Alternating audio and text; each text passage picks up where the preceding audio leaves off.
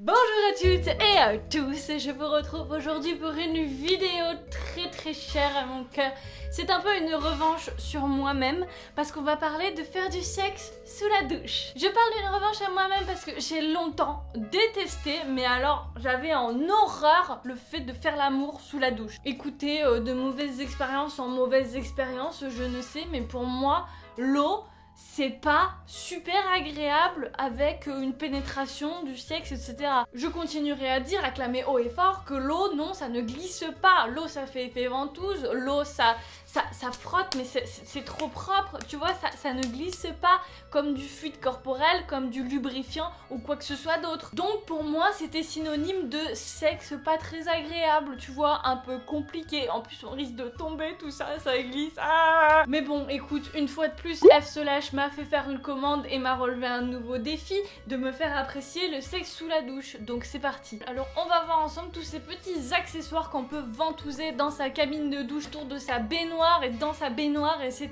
pour faire du sexe dans le bain, dans la douche. J'avais déjà vu passer ça sur internet et je m'étais toujours dit putain, on dirait les poignées pour les vieux qui savent plus rentrer dans leur baignoire. C'est pas le truc qui m'a fait le plus envie, mais bon voilà, comme le sexe sous la douche c'était pas ma priorité, et ben j'ai même pas cherché, et pour moi ce serait de la camelote pure et simple, un truc qui va casser dès que tu vas t'accrocher un peu dessus. Et ben j'ai été agréablement surprise. Finalement bon, c'est pas si moche, c'est pas si beau non plus, hein. Voilà, ils auraient pu faire un effort, mais c'est vraiment le truc utilitaire, pratique et tout. Ça, je préfère un petit peu. Je trouve ça un peu plus esthétique, un peu plus discret parce que c'est plus petit aussi. Et là, c'est le repose-pied. Donc là, qui est somme toute très discret parce qu'on peut se dire que c'est un porte-savon, etc. Je pense que si vous autres avez des colocataires, que vous partagez votre salle de bain avec quelqu'un, il y a moyen que ça passe pour quelque chose d'autre. J'ai déjà entendu des femmes qui disaient que ça, c'était pour reposer le pied, pour quand on s'épile les jambes, quand on se fait nos gommages, etc. Donc bon, bah pourquoi pas prétendre à ça, même si je pense pas que vous allez duper grand monde autour de vous. C'est vraiment celui-là qui, de premier abord, me semble vraiment le moins beau de tous, mais aussi le plus résistant, tout simplement parce qu'il a deux ventouses, du coup c'est un peu plus puissant, ça colle mieux au mur. Alors je vais vous les montrer en situation réelle dans ma salle de bain avec ma petite caméra, pour vous montrer comment ça tient bien au mur, comment ça marche. Mais c'est très simple, c'est un peu le cas pour tous. C'est une ventouse ici qui est souple mais qui est une bonne grosse ventouse quand même, et ici vous avez votre petit quick là, je sais pas, voilà, qui va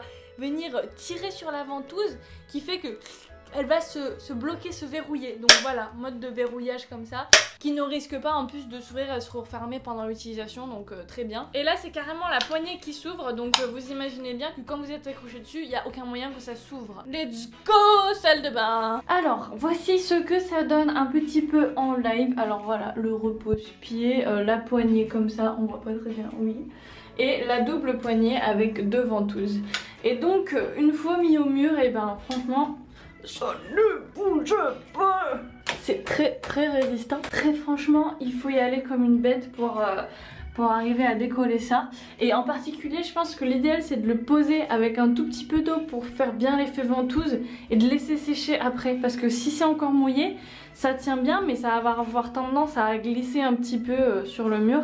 Là, ça a séché et ça ne bouge plus, même si on tire à la verticale dessus. Juste le repose-pied, moi j'ai un petit doute par rapport à sa forme qui est du coup comme ça, un petit peu toboggan. Alors j'imagine que c'est pour être confortable pour mettre son pied comme ça, mais du coup bah c'est glissant, enfin faut pas espérer mettre tout son poids dessus. De toute façon ça bouge un peu à ce niveau là et ça a tendance aussi à tourner. Donc voilà, là si je mets mon poids dessus, ben, il a déjà bougé le truc et il est plus droit. Donc c'est celui-là dont je suis pas très sûre. Et allez, je vais dans ma baignoire. Mais en tout cas c'est confortable pour reposer un peu le pied, au moins pour s'appuyer un peu, même si on met pas tout son poids. Pour la fixation, vous voyez, il suffit d'ouvrir les petits boutons là qui vont du coup apporter du jeu à la ventouse.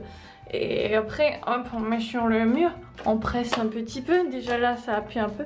Et après on serre la ventouse avec les boutons comme ça, et après normalement ça bouge plus.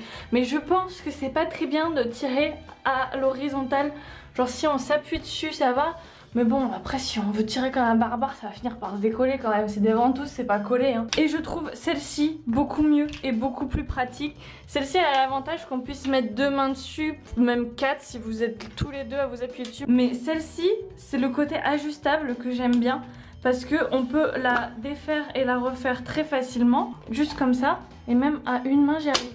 Et surtout c'est l'adaptabilité, on peut la mettre comme ça, on peut la mettre comme ça. Ça peut être très pratique aussi pour occuper un angle. Et puis surtout là vous allez être limité parce que la longueur qu'il y a là, imaginez que c'est pile pas assez ou trop pour être sur 2 carreaux. Donc moi c'est juste maximum quoi. Ça dépendra des carreaux que vous avez dans votre salle de bain et si vous n'avez pas la place de mettre sur un seul ou 2 carreaux, ça va pas le faire. Alors que ça c'est beaucoup plus petit, il y a quand même des chances que ça passe sur pas mal de différents carreaux. Donc voilà pour les accessoires. Alors en pratique, comment ça s'utilise? Et ben vous imaginez bien, il y a plein de façons, plein de positions possibles. Le fait que ça se ventouse et que vous puissiez le mettre un petit peu où vous voulez, c'est que vous allez les mettre exactement à la bonne hauteur pour pouvoir vous accrocher là où vous en avez besoin selon votre utilité. Pareil pour le repose-pied, comme je disais, c'est pas vraiment pour mettre son poids dessus, ben vous imaginez bien, il est vendu à l'unité, c'est pas fait pour avoir 2 repose-pieds et mettre les 2 pieds sur 2 étriers.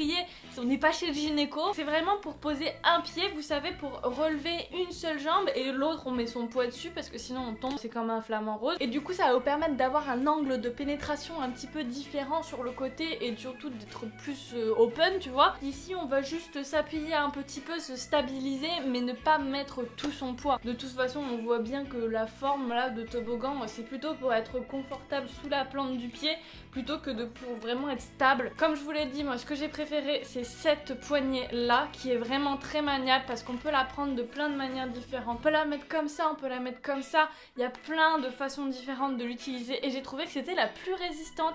Je sais pas si ça tient au fait que la mienne était presque sur les joints de mes carreaux, du coup bah, il y avait des fois où ça s'est décollé sans qu'on le veuille, c'était pas très pratique et surtout je vous avoue quand on est dans le milieu d'une partie de sexe on n'a pas envie de se faire chier en reventousant un truc. En fait j'aurais préféré peut-être avoir 2 comme ça plutôt qu'une comme ça, une comme ça.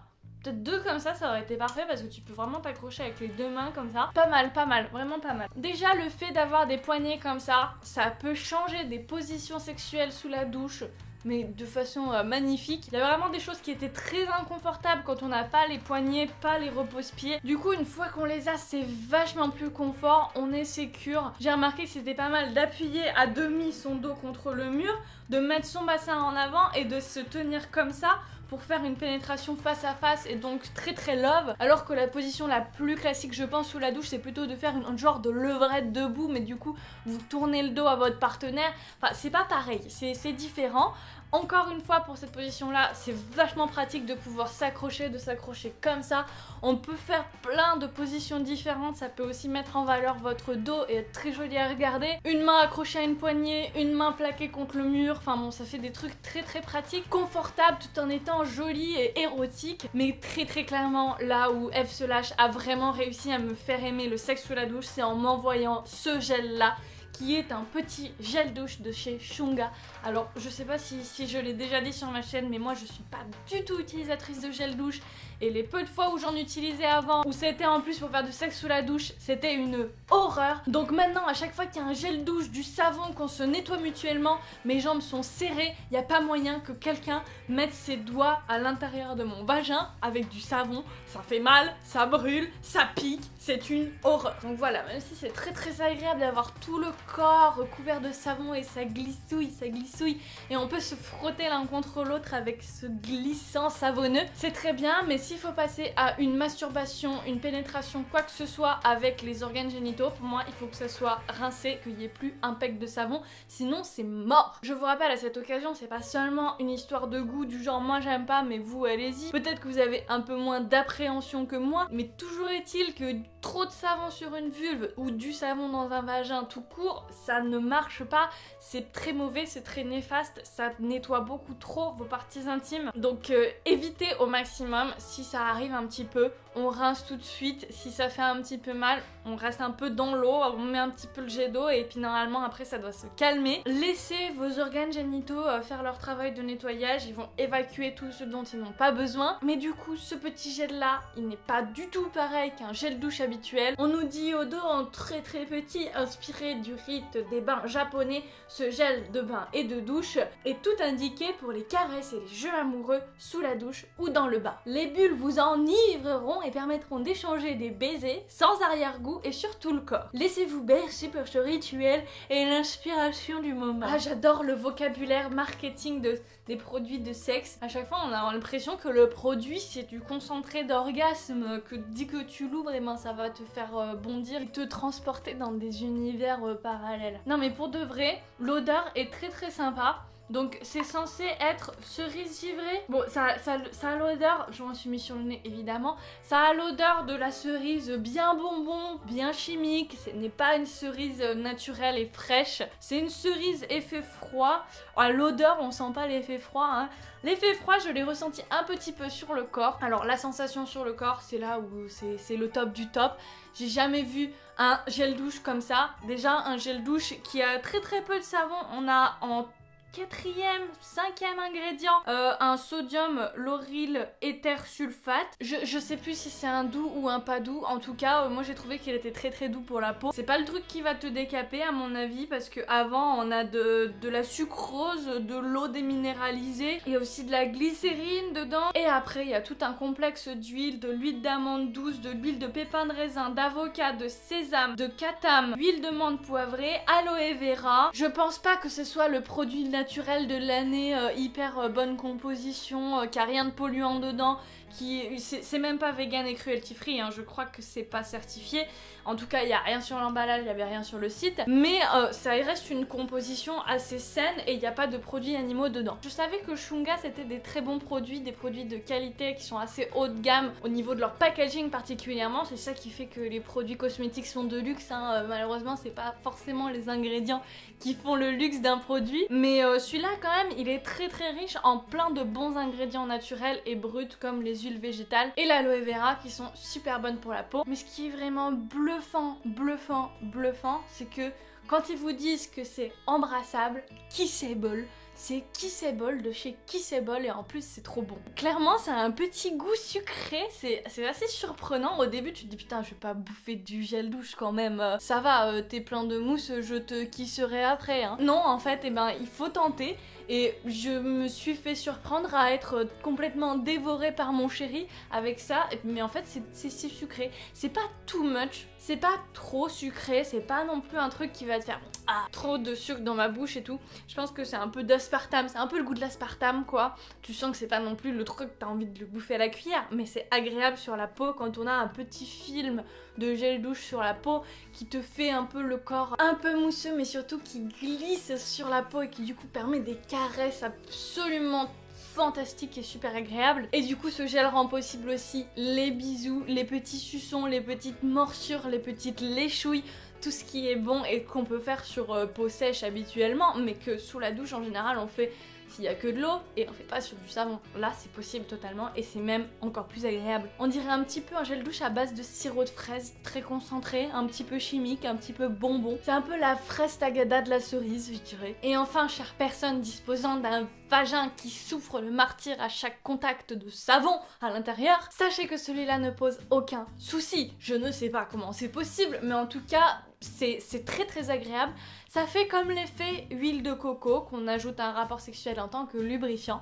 Donc là on peut très bien faire l'amour même s'il y a du savon un petit peu de partout sur les deux corps. Faire une pénétration, faire rentrer des doigts. Moi clairement j'avais tellement d'appréhension, je me préparais toutes les secondes à aller rincer si je sentais la moindre brûlure et j'attendais et non, ça brûlait pas.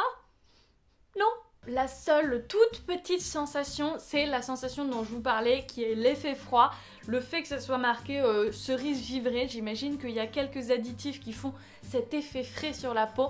Je l'avoue que sous la douche chaude, sur la peau normale, ça se sentait pas tellement, voire pas du tout. Mais à l'intérieur du vagin, au niveau de la vulve, ça se sentait un petit peu. Mon chéri n'a rien dit de particulier pour lui, ça le dérangeait absolument pas. Au contraire, je pense qu'il a trouvé ça très très agréable. Mais moi vraiment au niveau vaginal, au bout d'un moment, je me suis quand même dit attends, j'ai envie de rincer un petit coup quand même, je préfère qu'on change. Mais bon, j'ai pas eu besoin de me faire un rinçage du genre ah, de l'eau, du genre ma chatte a bouffé du piment. J'ai enfin dit la chatte sur ma chaîne, oulala. Bref, rien de très désagréable, ça n'a vraiment pas affecté le plaisir, etc. Au contraire, Ça rajoute tellement de plaisir d'utiliser un gel comme ça, c'est magique. Après, bien évidemment, pour du sexe sous la douche, je vous conseille à 100% un lubrifiant au silicone. C'est ce qui va faire, le silicone, que ça va résister à l'eau, que ça va se dissoudre dans l'eau, être nettoyé par l'eau.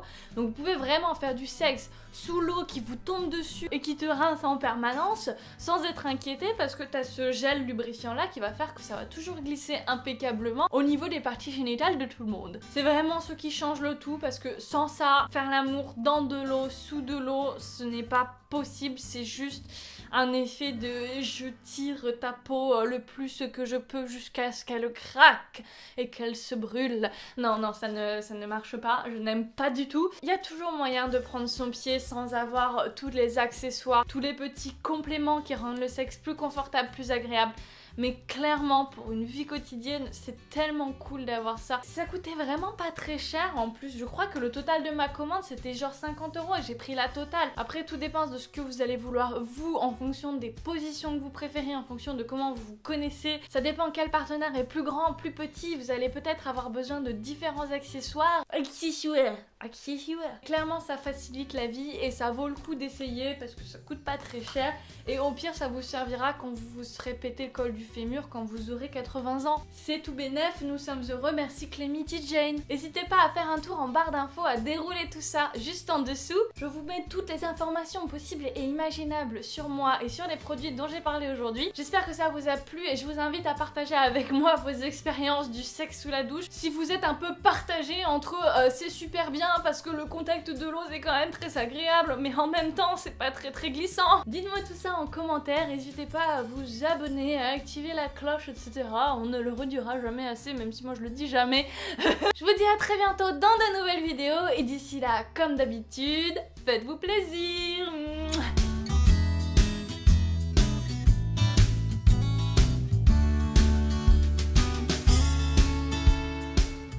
Allô?